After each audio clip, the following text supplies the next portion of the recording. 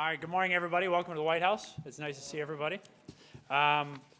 It's great to have you here today. We've got people in the audience from across the country, business leaders from Boston, Chicago, Houston, Arkansas, North Carolina.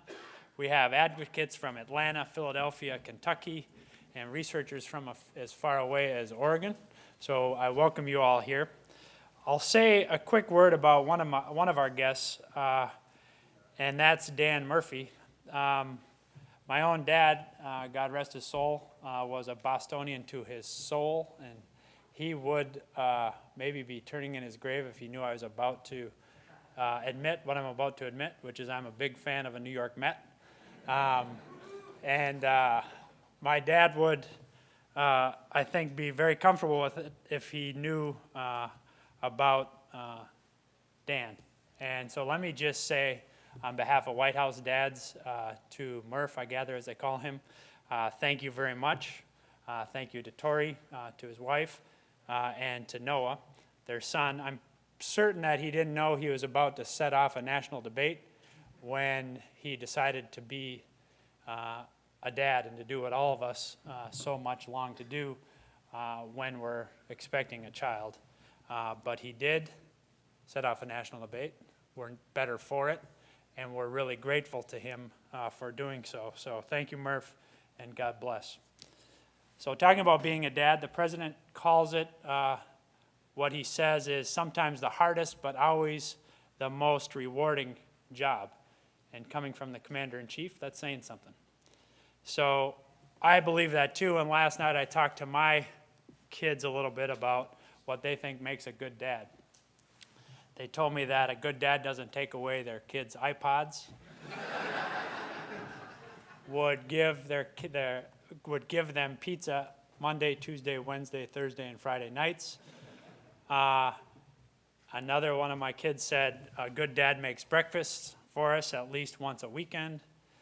But I think what they said more than anything was that a good dad is just somebody who's around. A good dad is somebody who can be there. And so it's not only that good dads are good for kids and good for families. It turns out, as we'll talk about today, good dads are also good for the country and good for the economy. 2 weeks from now, we'll kick off the White House Summit on Working Families.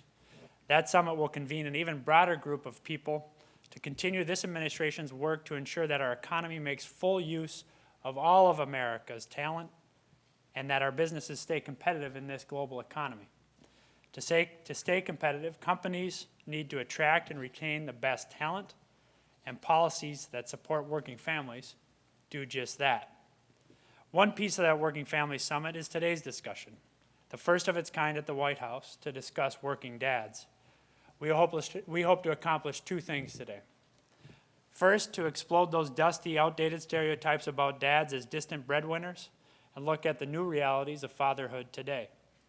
How lots of dads are the primary caregivers for their young kids, how there are now more single dads, more stay-at-home dads, and more dads in families where both the mom and dad work, and more two-dad families.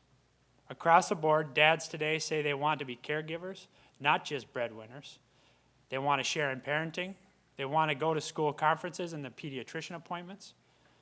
The dual desire to be caregivers and breadwinners create work-family conflict, challenges in balancing career and family.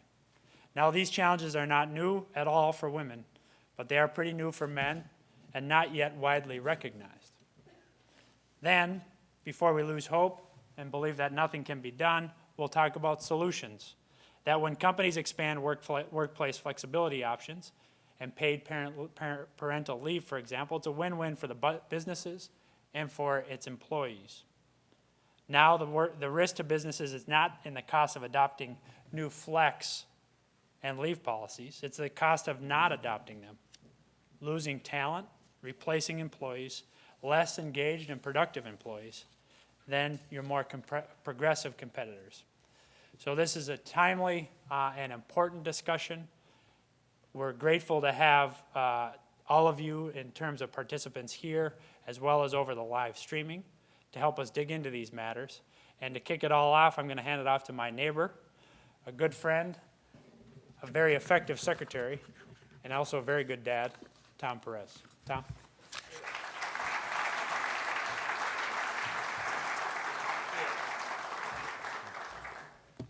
morning. Welcome to the White House. It's an honor to have you here, and it's an honor to be here with you. This is another in the series of our meetings across the country where we have been addressing a really important conversation, talking about the challenges confronting working families and the need to have a 21st century workplace that will make our communities, our businesses, and our economy stronger. Dennis actually lives about a half a mile from me in the People's Republic of Tacoma Park, and so we actually run into each other once in a while on the soccer field. Tomorrow afternoon, we have a cabinet meeting with the economic cabinet and the president.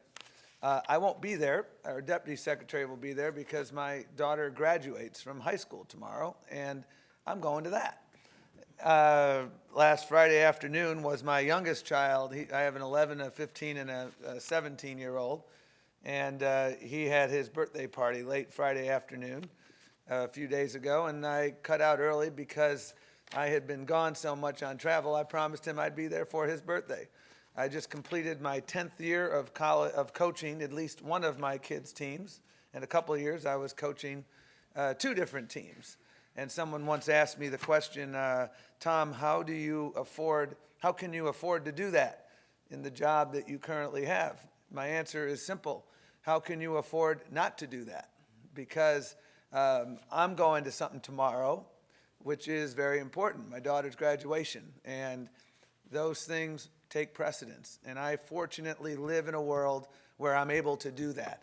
But the men and women that I talk to across this country, so many millions of them are not. One person said, you feel like you've got to win the boss lottery in order to have flexibility. And you shouldn't have to win the lottery in order to have the ability and privileges that I have had to make those decisions to spend time with our family, because the workplace has changed. Women in the workplace used to be a virtually non-existent thing a generation ago. Now it's the norm in communities across this country. And we've seen remarkable transformation. We live in a modern family society, but frankly, our policies are kind of like Leave It a Beaver. And we need to evolve. And so many businesses that I talk to tell me that when they evolve and have flexible work environments and allow paid leave, that what they see is that it's the right thing to do and it's the smart thing to do. Because when your employee is worried or preoccupied with something going on at home, they're not as productive in the workplace. And so employer after employer after employer tells us that this is indeed the right thing to do and the smart thing to do. And study after study shows that businesses who do that are actually more productive, and indeed you're not making a false choice between your shareholders and your workers. That's indeed a false choice. And so we have been at the White House and across the country highlighting these issues across the last few months, and we need to do more to give people the tools they need to be responsible employees and good parents, so they don't have to choose between the families they love and the jobs that they need. We need to make sure that people are able to put food on the table. But as I saw growing up, we need to make sure that both parents are home to be at the table eating dinner with them. Dinner time was a sacred time in my household growing up, and we've tried to make it a sacred time now. But for all too many people, for all too many families, whether it's 2-parent families, single-parent families, they're working so hard because they can't make ends meet. And so they can't afford to be home because they're at their 2nd job or their 3rd job. And so making sure we have the proper work-life balance starts with rewarding hard work and paying a fair wage. And that is why we spend so much time working on the minimum wage, because we've seen since 1979 productivity has increased over 90%, and real wages have gone up something like 2 or 3%. And so when we have tough times, we have shared sacrifice. And when we have productive times, we should share that wealth. But that is all too frequently, for all too many people, not happening. I used to be in local government here in Montgomery County, Maryland, and I would get asked the following question: Tom, Why is it that more parents, especially parents of color, aren't more active in their children's lives at school? They're not coming to the PTA meetings. And, with all due respect, that was a pretty easy question. They were working 2 and 3 jobs. They didn't have time. They were tired. And as a result, they weren't able to participate. And so many dads that I saw who wanted to participate, but they were having trouble making ends meet. And they were doing so many other things so that they could indeed feed the family, but they did not have time to be home with the family, doing homework, coaching, going to their children's seminal events. That's why we have to continue working to make sure that people make a decent wage. And that's why we're working so hard on the minimum wage and other issues of wage fairness. And I appreciate the outreach and the support and the leadership that we've gotten from so many people in the business community. Small businesses like the Ace Hardware store about a mile from my office. The owner there, Gina Schaefer, she owns 9 Ace Hardware stores in the D.C., Maryland area. And everyone gets paid a fair wage because she understands that she reduces turnover, just like Henry Ford understood a century ago when he doubled the wages for people on the assembly line, that when you pay a decent wage, people have money to spend, people are more loyal, and people are more effective. Businesses like Costco, who recognize that you can take care of your worker and take care of your shareholder. And they call me Tom Buy High, Sell Low Perez. Wish I had bought some Costco stock 20 years ago, because the rate of return on that, if I had bought $1,000 worth of Costco stock like 15 years ago, it would be worth something like $16,000 today. But Buy High, Sell Low Perez didn't get the memo. So there's where we were. And so, we work in these areas and we see these employers who get it. And we've seen the experience in states that have gone a step further and enacted paid leave laws, states like California, Connecticut, and we've been studying that, and others have been studying that. And we have researchers here today to talk about the fact that the predictions that the world would come to an end and businesses would not be able to succeed proved to be incorrect. And so we need to continue these efforts, and today's summit is about just that, talking about this issue of work-family balance, and talking about it not only in a domestic context, but in an international context, because there are exactly 4 nations that don't have any form of paid parental leave. There's Swaziland, Lesotho, Papua New Guinea, and the United States of America. I keep asking the question, how is it that the rest of the world has figured this out, and yet we seem to be behind? And you look at the issue of child care, and we see a similar phenomenon. According to 2012 figures, the net cost of child care in the United States is equal to 38% of the average wage. That's more than twice of what families in OECD nations as a whole pay. And it's not like the countries that are making these investments have self-destructed. You look at Sweden. They spend more on child care and early education than nearly any other nation, but they have one of the highest levels of GDP per capita in the world. Brazil, World Cup, focus of much attention. Their unemployment is comparable to ours, but workers get 120 days off of leave at 100% pay. And we've seen businesses have educated me. We've seen it elsewhere in this world, in this country, and throughout the planet, that it's not anti-business or anti-growth. That's yesterday's stale thinking. We have seen it that employers are recognizing, as I said before, that providing flexibility and leave improves worker loyalty, morale, and productivity. In other words, it improves the bottom line. It's the right thing to do, and it's the smart thing to do. And we often identify these issues as women's issues, and I understand that, and they are women's issues, but they are also men's issues and family issues. I, a few weeks ago, had, again, the opportunity to go to my kids' school because we had a parent-teacher meeting. My wife works as well, and we went there together because it was very important for us both to listen, to learn about what he's doing right, and the rest of the meeting about other challenges that I won't get into. I love my boy, he's a boy, okay? That's all I could say.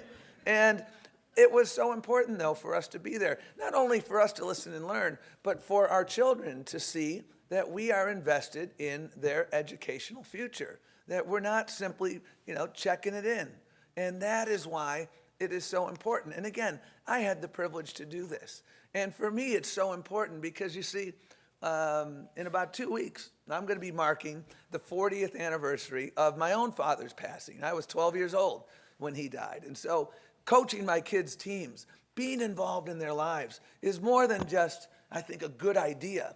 It's something that is very personal to me. You know, going to my kids' high school graduation tomorrow, my dad was there in spirit, but he wasn't there in person. And so when we do these things, I think we're doing well by our kids and we're doing well by our communities. And I am so grateful for the leadership.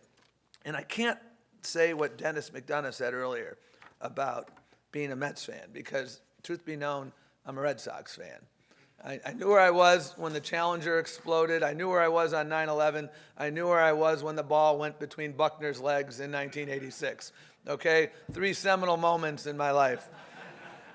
But I gotta say, I became more of a Mets fan when I read about the leadership and heroism of Daniel Murphy, setting an example for what fathers should do across this country. And you know, America's pastime has gotten better as a result of the recognition that you can be a good baseball player and a good dad, and your franchise isn't going to go to heck in a handbasket. That's a remarkable example. And again, being part of a union gave him that opportunity. And all too frequently, people don't have that bargaining power in the workplace to get those rights. And that is one of the challenges that we confront moving forward as we try to make sure that people have the same opportunities that Daniel had. And so having that voice at work, having the right to organize and join a union was a big part of what allowed Daniel to do what he did. And it's a big part of why other people cannot do what I have the privilege of doing, what Daniel had the privilege of doing, and others. And so we will be talking more about that later today. But I'm so honored that you are here, because the purpose of today is to listen and learn from all of you, to hear your stories, to shine a light on this critical issue as we approach Father's Day. I am very bullish about our future. I look at what's out there. I look at the example that businesses set. I look at the example that people like Daniel Murphy set, and I see a sense of a movement here. 20 years ago or so, President Clinton signed the Family Medical Leave Act. That was a seminal moment, but that is part of a journey. We need to continue this journey because there's a lot of unfinished business. The world of ensuring that we are in the modern family era of workplace rules and flexibility instead of the Leave It to Beaver era has come upon us. We need to make sure that we move forward. And the next speaker here, a good friend of mine, someone who can lend incredible context to this, is someone who combines extraordinary policy expertise with just remarkable common sense. I meet a lot of economists who really know their stuff, but sometimes common sense isn't part of the equation. Jason, I say that with great respect to my friends who are economists. Jason is one of those people who understands the data, has the capacity to communicate the data, and has the most important filter of common sense and the perspective of a parent. So like me, for Jason, this isn't simply an academic experience. This is about making sure that everybody has the opportunity to do what Jason and I and others are able to do here. So have a great day. This is a great conference. This is really important. And we need you to continue this movement, because what we're trying to do isn't going to happen overnight. The Civil Rights Act of 1964 was first introduced in 1948. It took time. The Family Medical Leave Act was over 20 years ago. We got some unfinished business, but I know with your help, we will move the ball forward. It's the right thing to do, and it's the smart thing to do. And I present to you my friend and colleague, Jason Furman.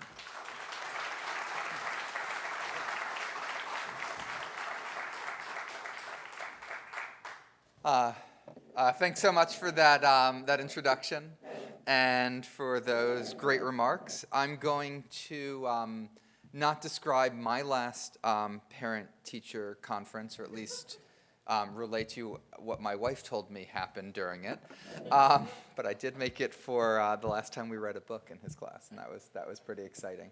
I want to give you a little bit of economic background on fatherhood and work and some of the profound transformations we've seen in the last couple decades. Many of these will be familiar to many of you. I think some of them are actually quite striking and beyond even what I would have expected to be the case.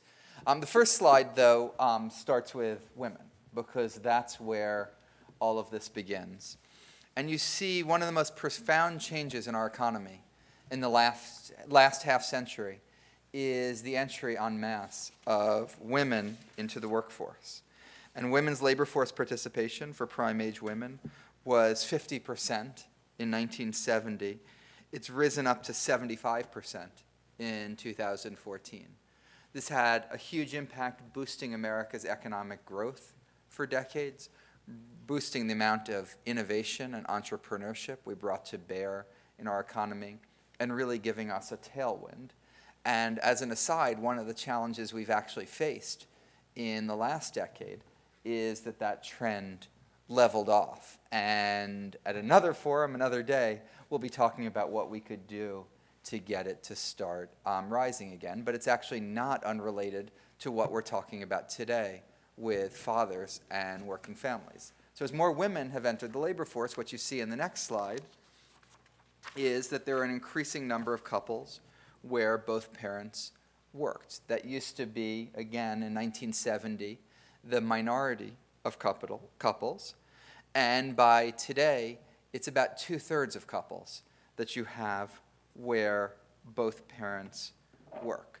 This prevents, obviously, an increased set of challenges for caring for children, for picking up children for school, and for taking care of older relatives as well. With this transformation, you've seen, as we see on the next slide, single-father parents were virtually non-existent in 1970, 1%. It's still a very small minority today, but at 7%, it's increased extremely rapidly.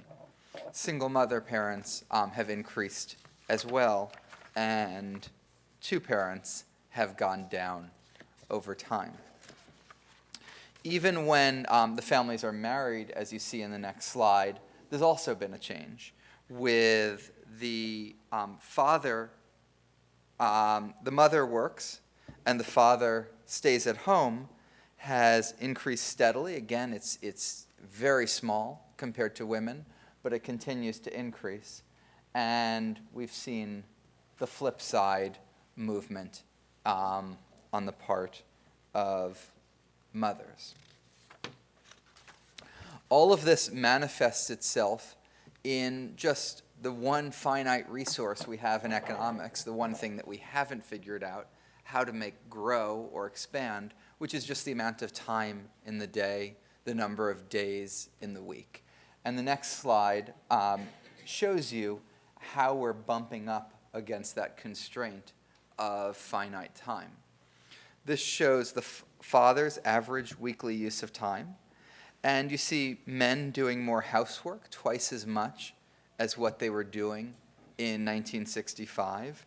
You see men doing more childcare, from 2.5 hours a week to 7.1 hours a week. And that childcare includes things like teaching your son to ride a bike, but it also includes changing diapers and a set of things that are increasingly done by either parent. You increasingly see, for example, at daycare, where you have to put a number down for who the parent to contact, that it'll be the man and the father, not the mother. Over this time, paid work has fallen a little bit, the number of hours per week, but you add it all up, and you see 49 hours a week for these three activities in 1965 has now risen to 55 hours a week. And so with that, it's no surprise what you see in this next chart, which is just a very large increase in the number of fathers who report work-family conflict. I showed this to our senior staff at the White House this morning, and there was a little bit of a debate about 2008, where mothers and dual-earning couples, only 47% of reporting this type of conflict as compared to 60%. And the question was whether men are much more stressed with work-family or men are much whinier. I'd say the consensus of the room was the latter. And you can all judge for yourself. The trend, the trend is increasingly clear. So the question then is what to do about this. This presents a real challenge for our businesses, a real challenge for our families, and a real challenge for public policy. So how are we dealing with it? The next slide shows, by a lot of important ways, not so well. 29% of men have no access to leave for any kind for the birth of a child. 22% of men have no access to leave for a family member's illness. Only 15% of organizations offered formal paid paternity leave program, basically flat since 2010. And almost half of men report that they cannot change their starting and quitting time. You see an interesting pattern. We saw all those extra hours of work that dads spend with their children. A lot of that is dads finding flexible time. When they're free, they're able to do something with their children. Their work time is the exact opposite. They have to be there for certain hours, and so children become more of the residual, and trying to reverse that. If you look at why men don't take leave, it's not just the policies of the companies they work for and the specific rules. It's also, as shown on this, there's just a more likelihood to report that you couldn't take leave because you just had too much work, which is more common for men to report than women. Other things in terms of fear of loss of job or couldn't afford it are more broadly similar between the two groups. A lot of what we're all going to be talking about today is what we can do to address these issues. And some of that is here in Washington with what we can do in terms of public policy. Some of that is in the states with what they can do, states or cities, with what they can do in terms of policies. And then a lot of that is just the choices that businesses are going to make. And the next slide goes through a number of the studies that show that work-life balance policies, such as paid leave and workplace flexibility, can improve employee morale and productivity. You see here that companies with low employee morale have stock returns that are lower, that lower worker turnover is just a huge cost to businesses when workers turn over, finding the new person, training them. Much cheaper to keep someone than to have somebody cycle out. I think one of the most powerful is economists went and looked after a company announced new, better policies for work-life balance, what happened to their stock price? They went up 0.36%. This is good for companies, it's good for businesses, and that in some sense is the ultimate verdict. Not shown on there, on the slide you have, is the researchers asked, what if you were a pioneer? You were the first business in a given area to report a set of policies that went beyond the industry norm, beyond the standards. Your stock price went up even more. So it's good all the time. It's even better in terms of your stock price to be at the cutting edge. And then finally, there's a very strong correlation between good management and business success. And there's a very strong correlation between these types of family-friendly policies and good management. This is on the business side. When you look at the final slide we have here, we have a number of states that have taken the lead and moved forward, states like California, New Jersey, and Rhode Island. The president has a proposal in his budget that would help pay the administrative costs for additional states that want to follow the lead of these pioneers to try to encourage the type of bottom-up progress in this area that we've been seeing in the minimum wage as state after state raises their minimum wages. You see something interesting if you look at California. Initially, a lot of businesses were concerned about what would happen. A lot of them were afraid it would be overused, abused, hurt them. And when you went back and surveyed those businesses after it went into effect, over 90% said the implementation was not an issue for them. In fact, when you look at California, you see mothers in California were more likely to return to work and earn a higher income after taking paid leave. So that gets back to that very first slide and what we can do to help support women who want to continue to work, to continue to raise that labor force participation rate. And finally, there's no evidence that it had any negative effect on profitability, and in a lot of cases would have helped. So this is the basic economics of what we're dealing with. And as a country, one of the biggest challenges we have going forward is our slowing demography. As the baby boomers age and begin to retire, we're seeing that have its effect on workforce growth, on overall economic growth. One of the best ways we can combat that is by helping more women enter the labor force, bringing more men into the labor force, and raising the productivity of them when they're there. And there's a lot of opportunities for public policies and for businesses for win-win policies that'll help families, help businesses, and help all our overall economy.